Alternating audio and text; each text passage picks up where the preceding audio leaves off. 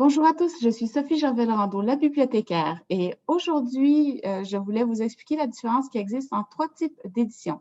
Il existe l'édition à compte d'éditeur, l'édition à compte d'auteur et l'auto-édition.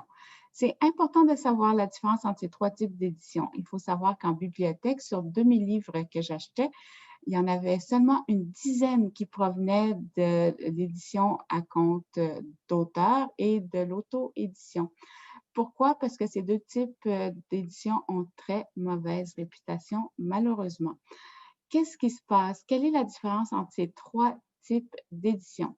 Alors, l'édition à compte d'auteur, ben, si vous appelez un éditeur et qu'il vous demande entre 1000 et 10 000 pour publier votre livre, surtout si c'est un livre papier, euh, c'est qu'il s'agit premièrement d'une maison d'édition à compte d'auteur et c'est que l'éditeur, ce qu'il va faire, c'est qu'il va vous trouver le graphiste, il va vous trouver l'imprimeur, il va vous trouver le réviseur linguistique, mais ça va être à vous à payer pour la qualité de l'ouvrage, ça va être à vous à payer pour l'ensemble de ces services pour faire de votre livre un magnifique ouvrage.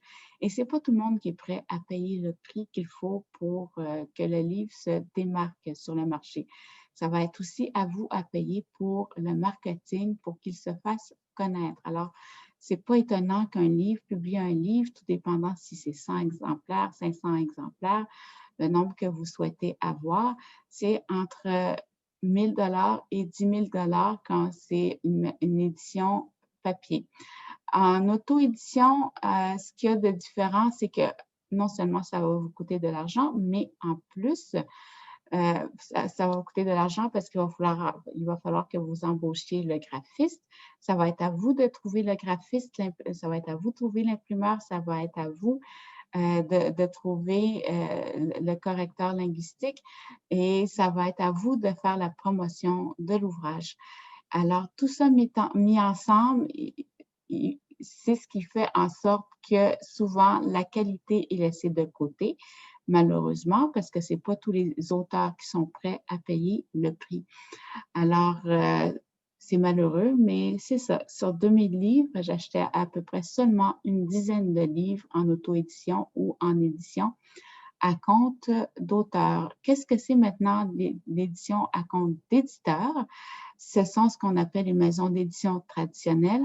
C'est vraiment pas évident de convaincre un éditeur de publier son livre. Il faut vraiment s'essayer souvent à multiples reprises. Si vous avez des contacts, ça peut être très utile. Et ce qui se passe, c'est que l'éditeur ne va rien vous demander, il ne va pas vous demander d'argent, mais vous allez devoir signer un contrat. Et ce contrat, ben, vous allez recevoir un maximum de 15 sur chaque livre vendu en général. Alors, ça peut prendre du temps avant de faire de l'argent avec son livre, avec ce pourcentage, mais l'ouvrage est vraiment beaucoup plus reconnu en bibliothèque. Si vous vous intéressez à l'édition, si vous désirez publier votre livre et que vous êtes incertain quant au type d'édition à privilégier, je peux vous aider à faire votre choix. Oui, c'est possible de faire un best-seller en auto-édition ou en édition à compte d'auteur, mais c'est beaucoup plus difficile parce qu'il faut payer le prix. Alors, comment éviter les embûches? J'ai une formation qui vous démystifie les erreurs à éviter quand vous publiez votre livre.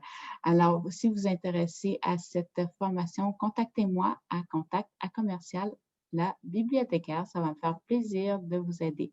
Sur ce, à bientôt pour une autre émission de la bibliothécaire.